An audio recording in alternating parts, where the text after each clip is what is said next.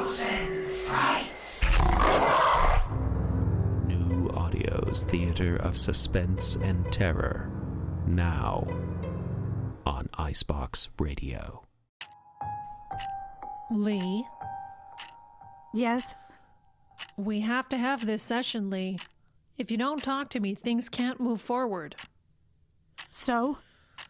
So why do you insist on saying nothing? Not in the mood. May I ask why not? Oh, I don't know. Might have something to do with the handcuffs. Yes, well, that is unfortunate, but I wasn't given a choice. Well, that makes two of us. What I mean to say is, the court ordered those restraints. It's that stipulation that allows us to talk here in my office. So you're doing me a favor? If you'd like. I don't like. And being forced to see a shrink is humiliating no matter how nice the chairs are. I'd prefer you not call me a shrink. I don't give a damn what you prefer. Everything okay, Doc? It's fine. Things are under control. Okay. And you, behave yourself. I said it's fine, officer. All right. I'll be right outside. I understand your frustration, but I would think given your circumstances, you would want to take advantage of this opportunity to work through some things. All I want to work through is these handcuffs. I take it you're feeling persecuted? I'm handcuffed to a chair. I've been locked up for 2 months with no bail and no charges filed against me, and I'm forced to sit here and endure session after session of the same inane questions. So... Yes, I'm feeling persecuted. Why do you think the district attorney is persecuting you? I don't know. Maybe it's all in my head. Well, we can explore that. Or maybe it's because a dozen podcasters and cable shows are out there trying to interview me. They even gave me a nickname, Bloody Mama. How do you know about that? They've been coming to my house. Mr. Ryken has been taking messages for me. Mr. Ryken? My contractor, the man I hired to replace my furnace. Oh, yes. But back to the subject at hand. You understand, don't you, that you're not incarcerated? Of course I'm not incarcerated. That would require you to give me due process. I'm here for a psych evaluation. Which I think you should probably... A psych evaluation lasting 2 months. Be that as it may, you do understand why you're here, right? Lee? I'm here because I knew where the body was hidden. Correct. And how did you know where the body was hidden? After she was murdered, the little girl came and showed me. Start again.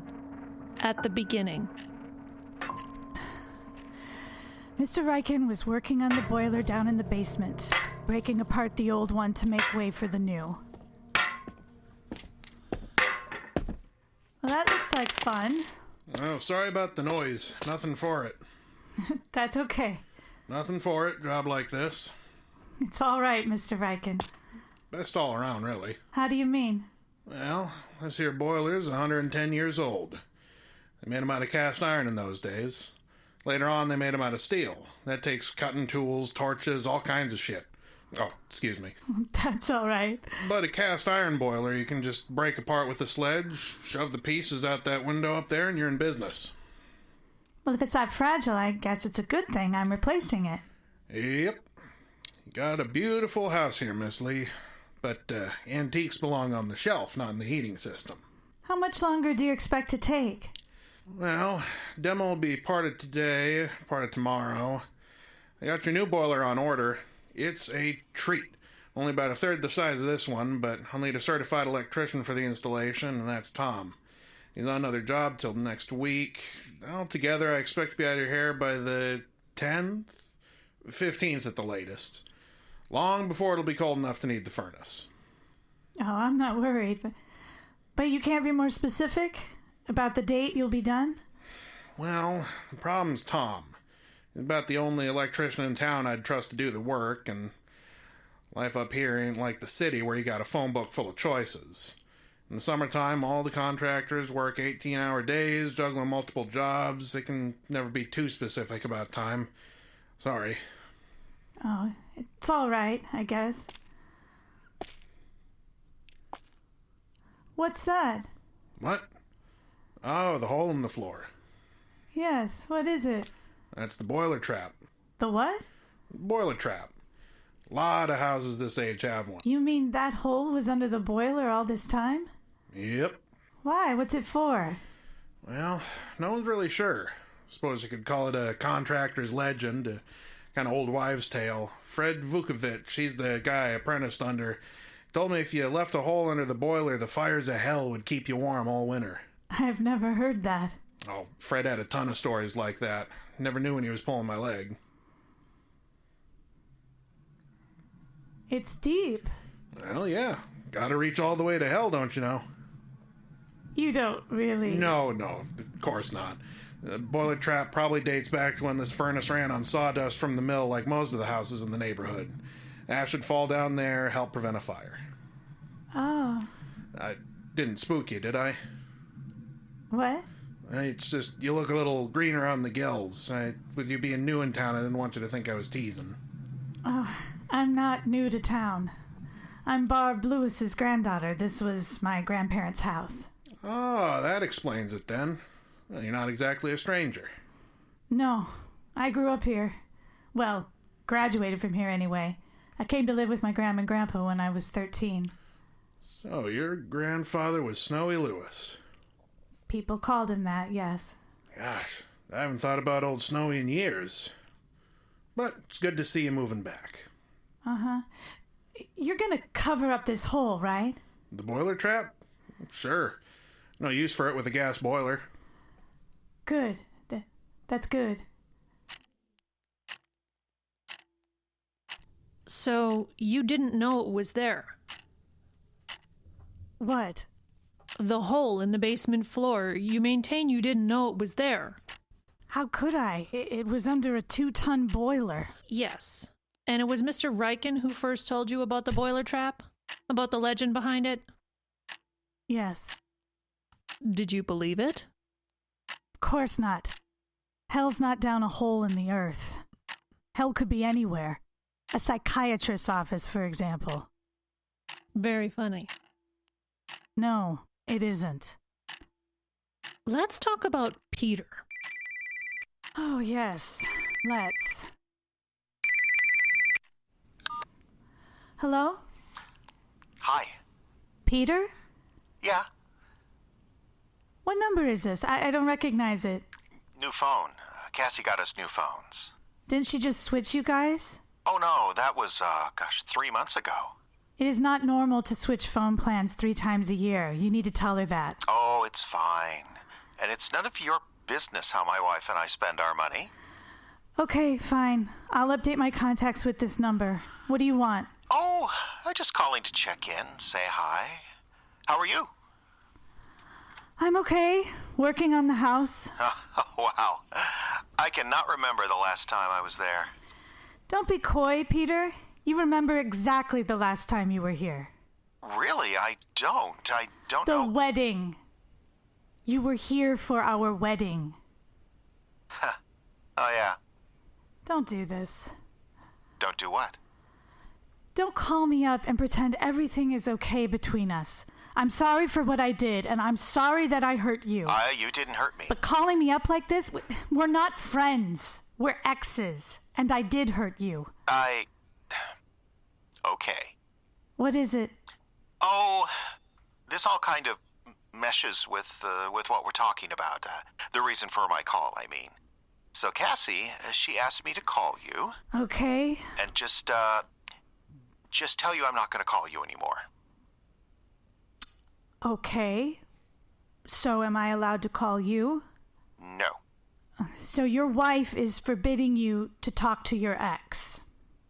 I mean, you can understand, right? It makes sense. Cassie and I are together now, and, No, I get it. we just can't go on like nothing happened. Especially now with the baby here. How is she, by the way? Fine. A little underweight, but the doctor isn't worried. So, this means I can't see her? Oh, well, not necessarily. I mean, we thought maybe you just needed some time to get your feet under you, to get settled in after your stay in the hospital. Uh-huh. And so your wife will no longer worry that your crazy ex will sneak off with her baby and put her in a stew. You're not crazy. But I can't see your daughter, right? I mean, that's what this is about? Not completely. I'm such an idiot. What? I just realized. I don't call you, you call me. What do you mean? This phone call. This isn't to warn me off. I haven't dialed your number in 6 months. You call me. She gave you an ultimatum, didn't she? No. I can always tell when you're lying. You're the one to call me, and I think wifey doesn't like it. Well, I mean... Take care, Peter. And tell your rebound the crazy bitch is out of her life. Leanne, I still... Okay, I mean Don't. Just don't. Why did you leave Peter? It wasn't going to work. What I should have done is left him 6 months before the wedding, but he kept pushing. Do you feel you didn't deserve him?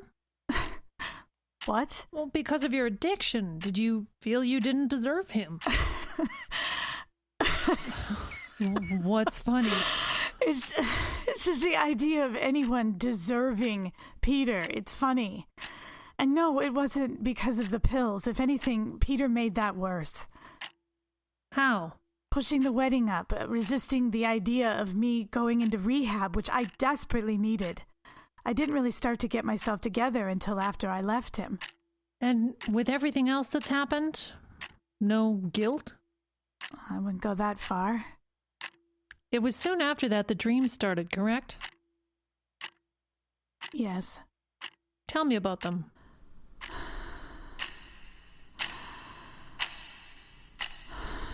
You said you always woke up suddenly in the dream. Yes. And that you hear things. Yes. Hello? Hello? What did you hear? I heard a baby. Who's there?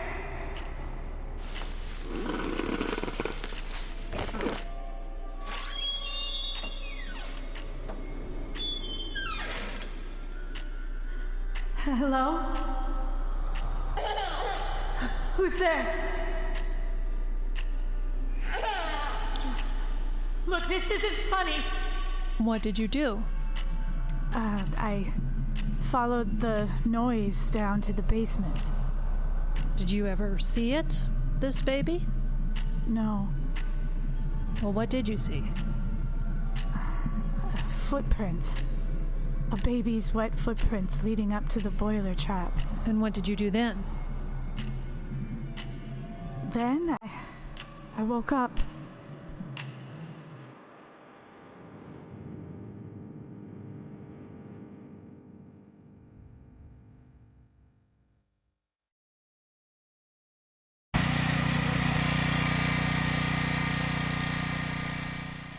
Explain this to me. Jesus. Well, I didn't hear you coming. I'm sorry. Now please explain this to me. You mean the boiler trap? Yes. Well, what's to explain? It's a hole in the ground. Yes, but why is it there? I mean, the people that built the house, why did they put it there? Well, like I said before, no one's really sure. Probably the sawdust would go in there and, you know. No, you said something else. Something about the hole going all the way down to hell. I'm sorry. I don't know what you want me to say here. Well, explain it to me. You want me to explain an old wives' tale? You can't. They're just stories someone made But up. stories like that always have a kernel of truth, and I'm trying to... I think that... You okay there? Yeah, I'm just curious. Why did they say the boiler trap led down to hell? Well, that was what you might call some dark humor. Them traps were dug deep. It was difficult work. That's what I'm talking about. This hole doesn't make any sense. I mean, there's no reason for it to be here. And it seems like it would be very difficult to dig. Yeah? So why is it there? Well, the only reasons I ever heard was the sawdust and the old stories. We're back to where we started from. Tell me about the stories. Well, had a friend growing up. Granny lived with them. Mine was pretty much gone, but she had no end of stories. She said the boiler trap was first done by a witch here in town. And the witch's house was always warm all winter, so all the other folks followed suit. It's that kind of story. What other stories? Well, she had a million of them. It's the only one I remember about the boiler trap, though. Was there really a witch? Nah, there was probably some old woman kept to herself. Them's usually the ones get called witches. Granny did have a story about an old woman kidnapped a baby here in town. Really? When? No, couldn't tell you.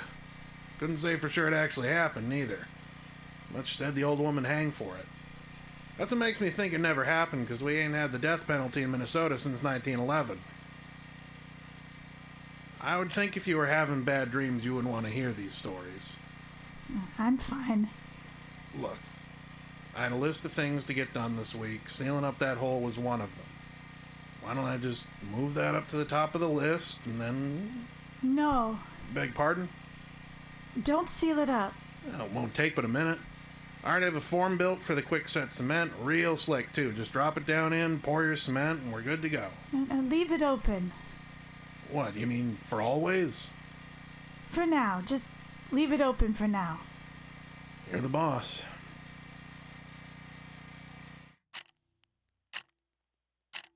Why did you do that? Why did you stop him? I don't know. Your dream sounded very disturbing.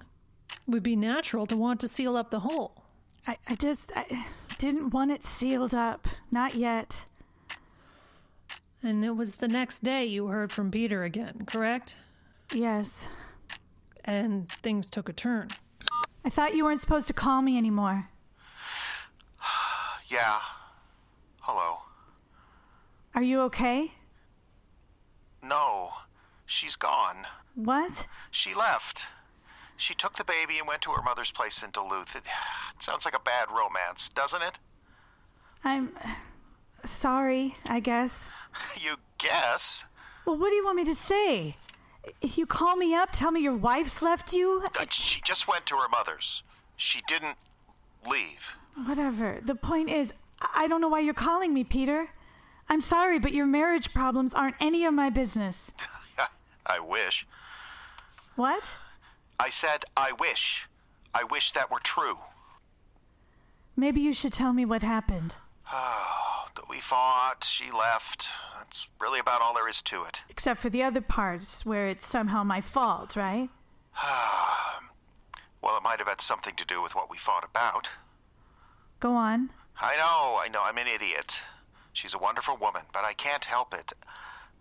I still love you, Lee. Oh, God. I know, I'm sorry, but let's just remember for a second who left whom. What's that supposed to mean? It means you owe me. What?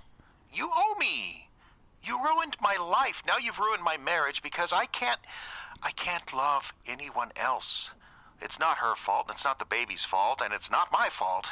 Peter. It's your fault. You did this to me. You've got to take responsibility for yourself. I'm sorry. I know I'm being a jerk, but that's just what you mean to me. That's why Cassandra left. She demanded I look her in the eye and tell her I didn't love you anymore, and I couldn't do it. She was so angry. You shouldn't have done that to her. I know, but what was I supposed to do? Lie? Is there some point to this, Peter? Why did you call me? I want to come see you.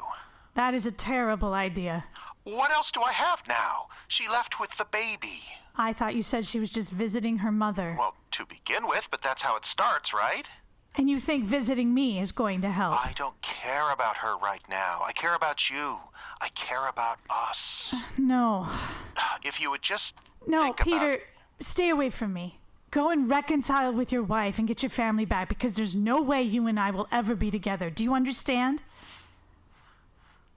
I knew you'd say that. Selfish bitch. Goodbye, Peter. Wait, I'm sorry. You dreamed again that night. Yes. Tell me about it. I'm in bed. I look over and there's a baby next to me. Tell me about the baby. Just a baby. White. I think it's a girl. She's happy. All right. And then what happens? Suddenly she rolls over and off the end of the bed. I worry about her at first because it's quite a drop, but she hits the floor on all fours like a champ and takes off crawling. I get out of bed and follow, but I can't keep up with her. She's just a crawling baby, but I can't keep up. I follow her down the stairs. I hear her in the basement. And then I go down there.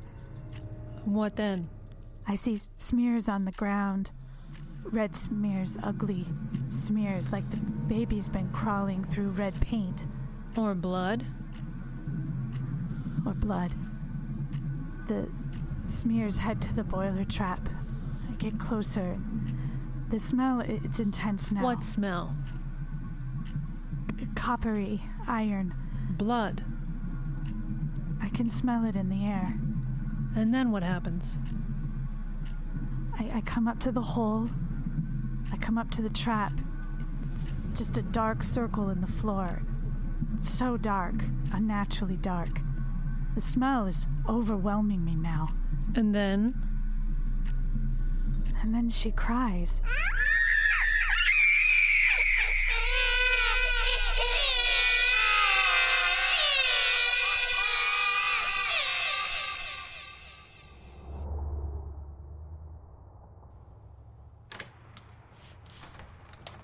Hello, Lee. What are you doing here? Hear me out. Oh, Peter. Please. I'm sorry. You need to go. I should have called, I know. I'm sorry. You drove all the way up here?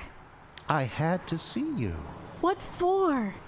The house felt so empty and Cassie's not returning my calls. And I blocked your number. Right, so I had no choice. I had to come. You had plenty of choices. I had to. You don't understand what... Oh, excuse me. That's all right, Mr. Ryken. This is Peter, the man I was telling you about. How do you do? Who Mr. is... Ryken is working on my furnace. Oh, right. So I'm pretty much done for the day. Tom's due in tomorrow to do the electrical. If it's all right, I'd like to take a long weekend and go visit my grandchildren in Bagley. Of course, that sounds lovely. How old? 11 and 16. Not so cuddly anymore, but they still let me spoil them. That sounds like fun. Yeah, I'll be back Tuesday. Refill the system, test for leaks, then we're done. We'll have a brand new furnace for winter. Sounds good. Unless you'd like me to stick around. No, no, it's fine. All right, then. Nice to meet you. Yeah. You have my number in case... Yes. Thank you. I don't think he likes me. Well, he's been listening to me. What's that? What? There's a bag at your feet. Your overnight bag. I recognize it. Oh, well, it's a 5-hour drive. I wasn't expecting to go back today. I see. You're going to stay at the Nomad? Actually, I was Drove by hoping... the other day and the vacancy sign was lit. Not much going on this weekend, so I bet there are plenty of rooms. Yeah. How about dinner tonight? I'm busy. Okay, maybe we could talk. Cup of coffee. Sorry, or just, Peter. I'm absolutely swamped. Yeah, but maybe we could...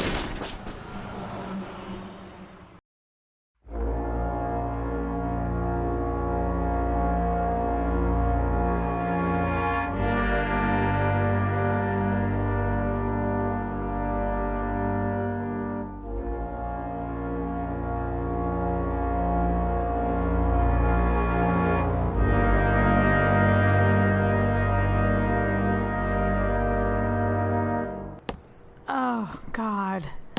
Hey, you're home. I thought you were going to a hotel, not a bar. All booked up. There's a convention in town. Peter, you can't stay here. Yeah, who said I wanted to? Just here to take my favorite ex to dinner. Gas station still has pretty good pizza, huh? What do you say? You don't need dinner, you need sleep. Why, Lee, what are you suggesting? Peter, Look. Okay, here's the thing. Let's just talk a little bit. Let's talk things out, that's all. I need someone to talk to, Lee, right? Right? Okay, fine. See ya. Wait, did you drive here? Well, of course I drove. You think I could walk in this condition? Get in here. If you insist. God, you stink. You don't. You smell wonderful. All right, okay, let's get one thing straight. I'm letting you into this house to sober up, that's all. You might be bent on ruining your marriage, but I'm not gonna help, you understand? Sure. Where do I sleep? Wherever you fall. Yep. I didn't mean the kitchen floor. She left me, Lee. God, why did I marry her? Maybe we could move, just... Why couldn't you go through with marrying me? Huh? I mean, was it me? No. Then what? See, because the thing is, Lee, I still love you. That's my whole problem with Cassie. She knows I still love you. I told her to her face. How messed up is that? We've talked about this. I was in terrible shape. Grandma and Grandpa were still in the home I was on. I was taking too many pills for my wrist, remember? No. The broken wrist? I slipped on the ice that winter, and the doctors were handing out opioids like candy in those days. I was scared and uncertain. And the next thing I knew, I was up in my bedroom in a wedding dress, and all our friends were in the backyard, makeshift altar over by the herb garden. I remember. Cloudy day. I couldn't go through with it, Peter. I'm sorry it got that far, but I couldn't. Sleepy. Let's get you upstairs. Baby's not mine. What? Pretty sure. Not 100%, but I'm pretty sure. You mean your daughter? See, the thing is, Cassie and I, we were fighting right from the honeymoon. She knew I still loved you. But she figured I'd turn to her because I married her, right? So if I wasn't ever lovey-dovey enough, she'd just lose it. Really insecure. The pretty ones always are. Not like you. Your daughter? Oh, yeah. So, big fight one night. I admitted I still loved you. Again. Oh, but instead of yelling, she goes all stone-faced and silent this time. Then, a couple of weeks later, she comes home all proud of herself, smelling like sex. It was her boss. Well, he's a married guy, too, but she went after him hard. Turned herself into quite the little playmate. It was all just to get back at me. Are you saying that your baby... I hadn't touched her in weeks, Lee. Weeks. She comes home all stinking like cologne and spunk, and next it's barfing up breakfast, and then the doctor visits, and suddenly we're expecting. Oh, and the minute she found out she was pregnant, she went into nesting bitch mode, so happy she could bust. Doesn't matter who the father is, so long as she could fix up the nursery with the perfect color scheme and buy all the tiny clothes and drop $2,000 on this stroller they designed at NASA. She's happy now. She's a mommy. You know the crazy thing? She expects me to go along with it. To be the proud papa. But you wouldn't go along. I guess neither one of us were ever very good at going along, right, Lee? I guess we weren't. What about your baby?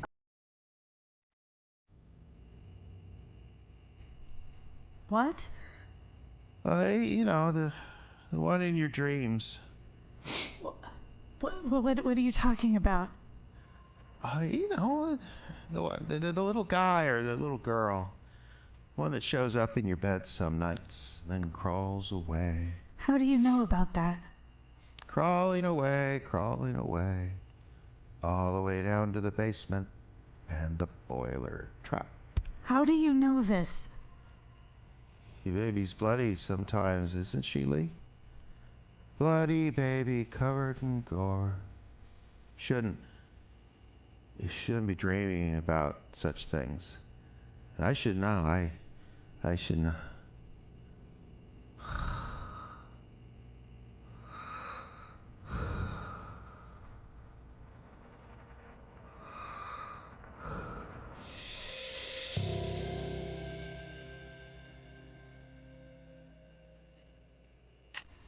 You expect me to believe that?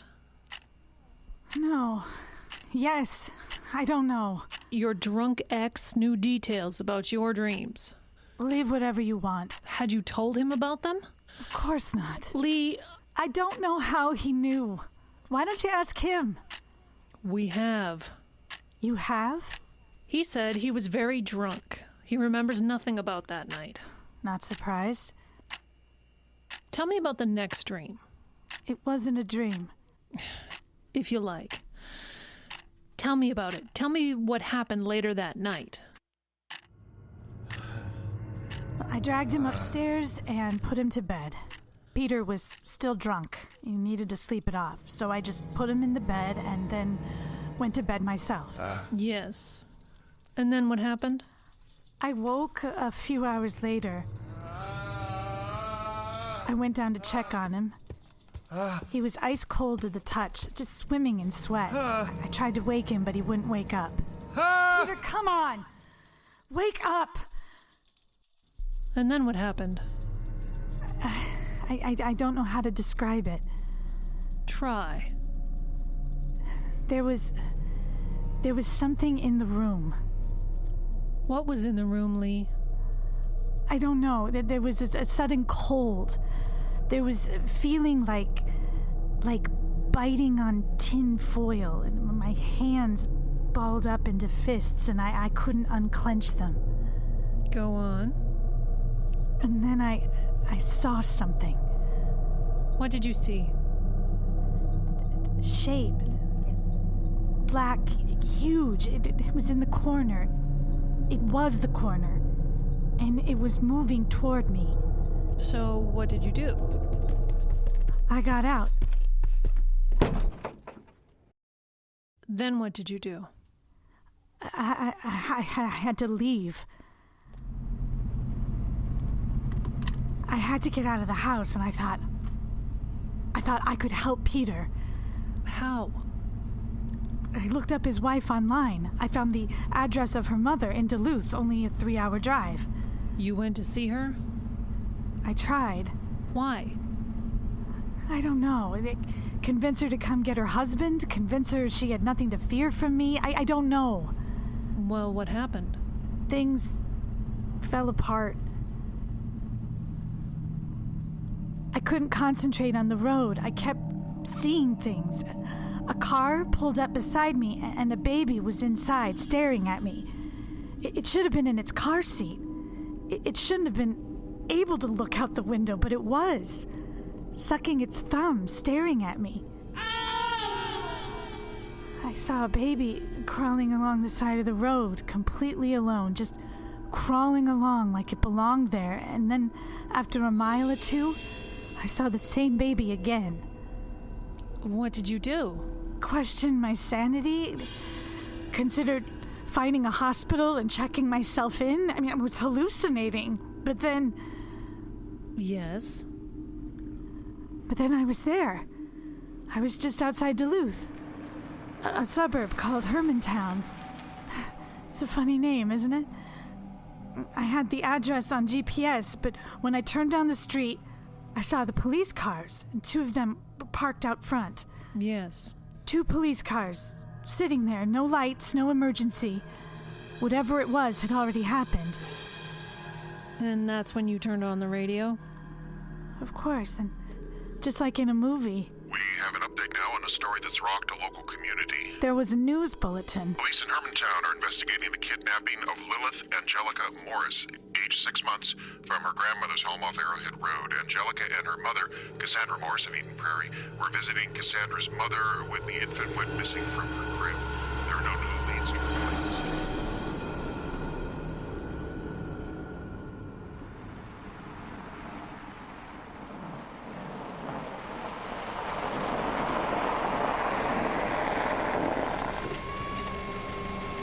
What did you do then?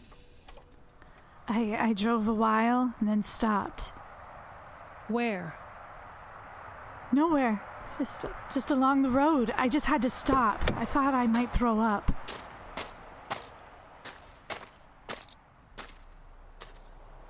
And that's when I heard it. I heard it in the trees just beyond the road. There was an infant? There was something.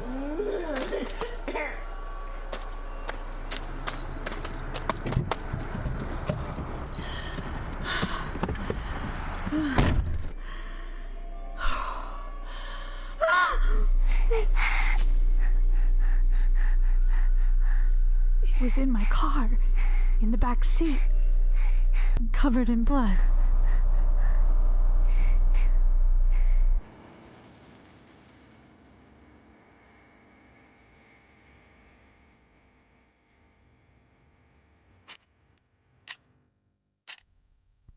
It wasn't really there, of course. Of course not. It was all in my head. I was seeing things. It seems awfully specific, doesn't it? You see babies by the road, babies in your car. Babies covered in blood. Yes. You see babies everywhere. What does it mean? Let's talk about what happened when you got home.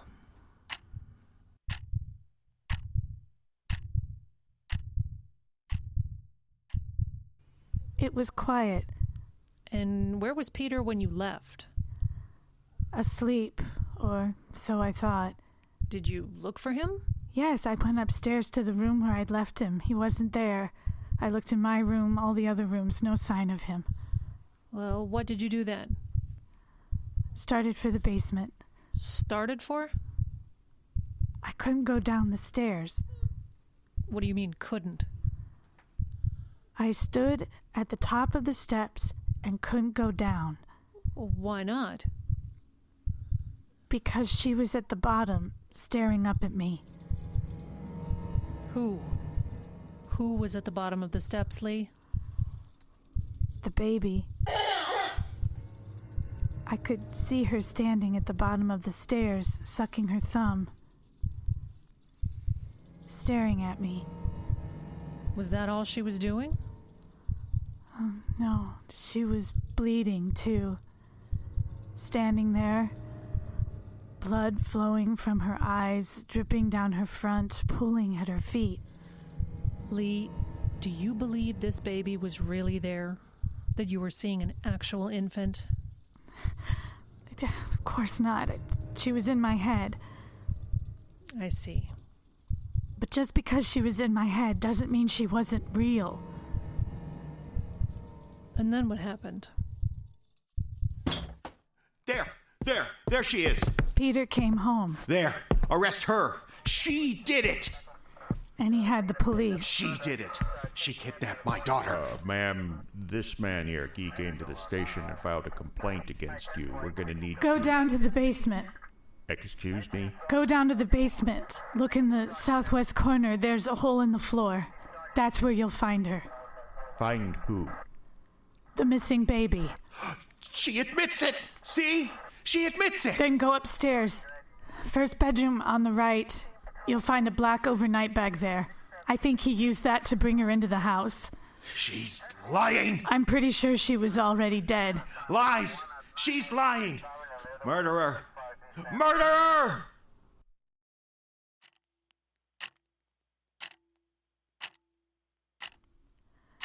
They found her right where I said she'd be. And they arrested you? They arrested us both.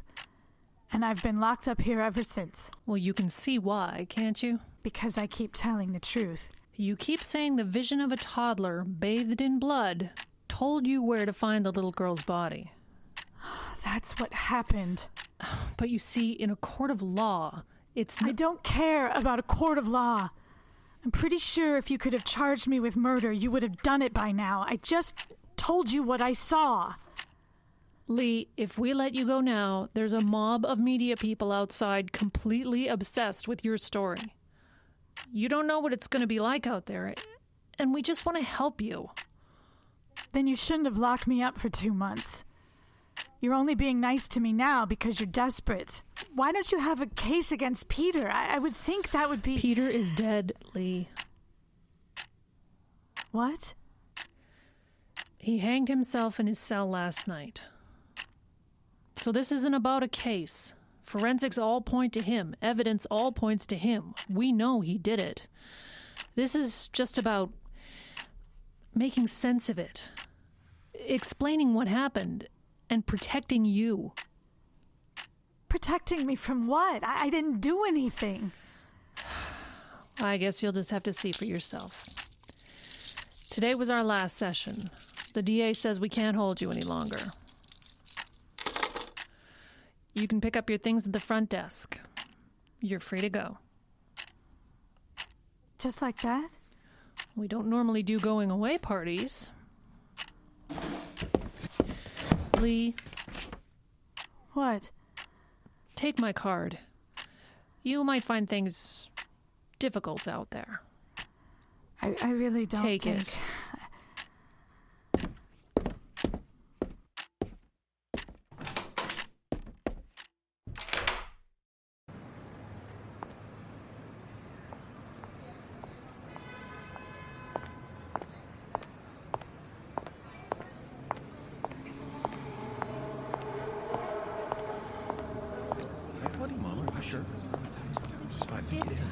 What is she doing now? God, that's terrible. I thought she'd never even get out.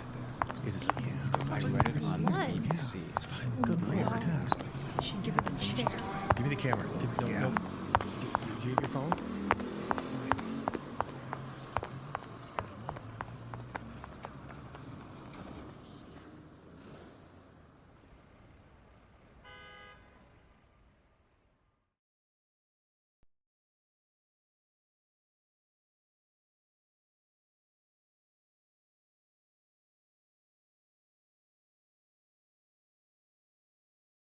This has been The Boiler Trap from the award-winning Frozen Frights podcast. Our play featured Justin Kapla as Mr. Ryken. Jeffrey Adams was Peter. Aela Mackintosh played the Psychologist. And starring Shanan Custer as Lee. The script was written and directed by Jeffrey Adams, who also did post-production on this episode. This program from the Icebox Radio Theater is made possible in part by the voters of Minnesota through a grant from the Minnesota State Arts Board, thanks to a legislative appropriation from the Arts and Cultural Heritage Fund. For more information, visit iceboxradio.org.